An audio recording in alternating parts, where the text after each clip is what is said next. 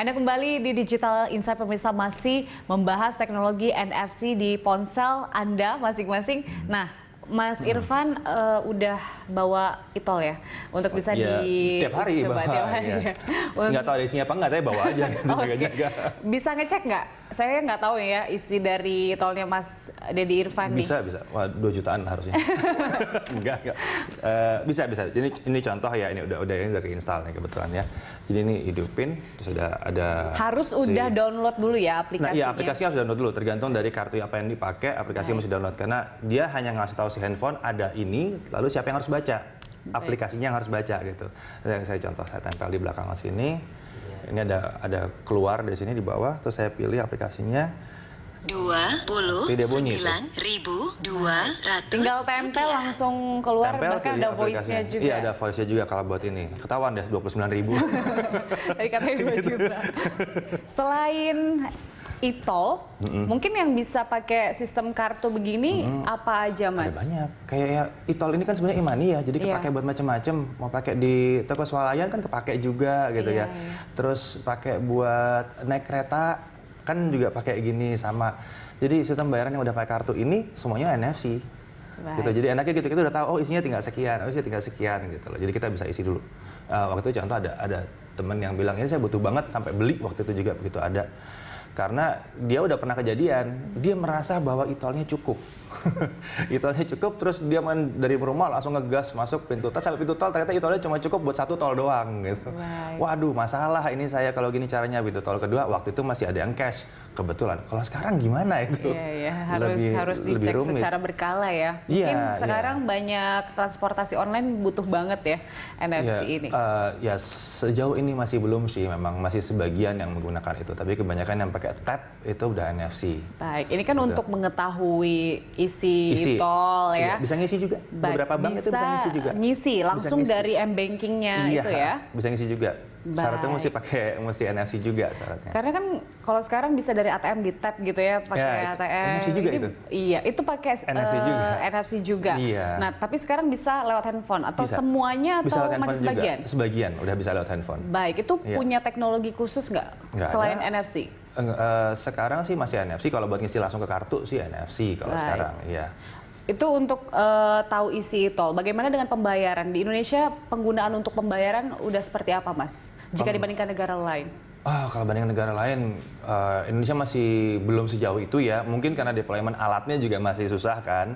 Terus kalau mau dipakai harus pakai kartu. Kartu juga sekarang kita lihat kalau di masuk tol juga ada banyak gitu kartu pilihannya. Agak beda sama beberapa teman di Jepang waktu itu pernah ngasih lihat. Saya pernah nanya sama mereka, ngapain sih kamu gantung-gantung handphone di sini? Itu handphone digantung pakai lanyard di sini, ngapain? Kebiasaan, maaf. Gitu. Kenapa? Saya kalau di Jepang masuk kereta ngetap sini, mau beli ngetap sini. Jadi tuh handphone udah dipakai buat bayar gitu. ID juga ya? Jadi kayak ID ya, jadi ID juga gitu, ngetap di mana-mana ngetap. Jadi itu yang dipakai sama mereka, jadi kebiasaan sehari-hari. Sayangnya di sini belum. Agak serem juga sih kalau di sini digantung-gantung ya gitu. Banyak jamret ya. Gampang banget kayaknya. Baik. NFC ini sendiri bisa dibilang semacam head to head dengan QR code begitu. Untuk kelebihan dan kekurangannya apa, Mas Didi? QR code, contoh di China mungkin ya, QR code di mana-mana. Kita mau beli apapun bisa pakai QR code itu. Beli gorengan bisa pakai QR code, itu lumayan menyeramkan sih ya. Dari gorengan sampai baju di butik bisa beli pakai QR code. Cuman saya lihat ke depannya harusnya ini pelan-pelan akan pindah ke NFC juga, karena QR code itu bisa di screenshot. Gitu.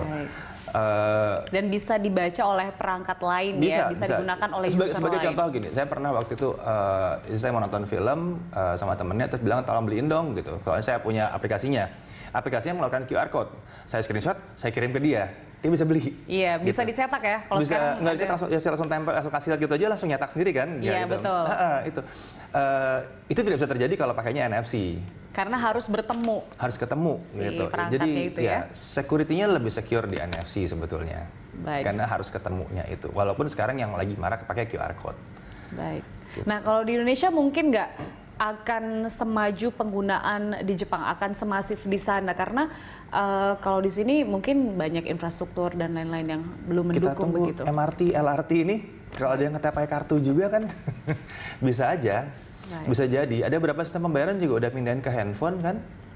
Ada beberapa yang tadinya pakai buletan itu kan bisa dipakai di handphone juga gitu. Jadi pelan-pelan akan bisa pindah ke handphone. Tinggal emang masalahnya handphonenya belum banyak yang terjangkau dan udah NFC, itu aja sih. Cuman preferensi saya akan selalu cari yang pakai NFC, soalnya memudahkan banyak buat kontak ke peralatan lain, buat ke depannya pembayaran.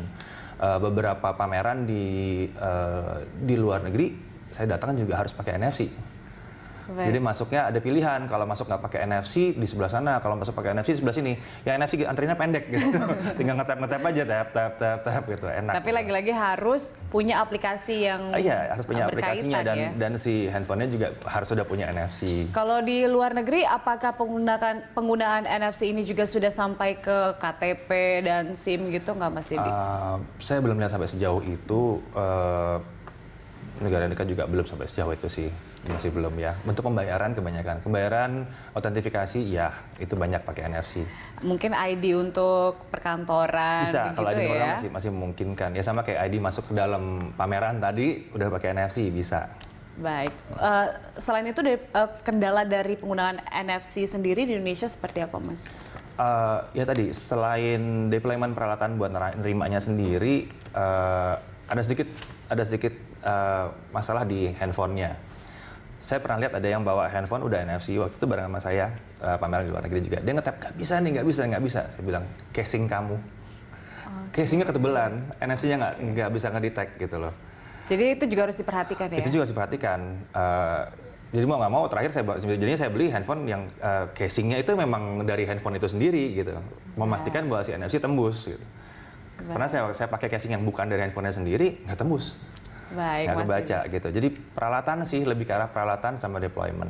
Baik, menarik sekali. Semoga NFC ini semakin banyak digunakan, khususnya untuk perkembangan transaksi pembayaran. Iya, karena lebih aman ya. Lebih aman dan lebih simpel ya. Lebih simpel, cuma tap selesai. Cashless lagi. Cashless, ya. Oke. Terima kasih Mas Dedi atas informasinya. Pemirsa, sampai di sini kebersamaan kita dalam Digital Insight. Anda bisa mengirimkan informasi dan saran ke email kami di redaksi @berita1.tv atau follow kami via Twitter, Facebook, YouTube, dan Instagram. Mewakili seluruh kerabat kerja yang bertugas, saya Julita Tlamanua undur diri. Terima kasih, sampai jumpa.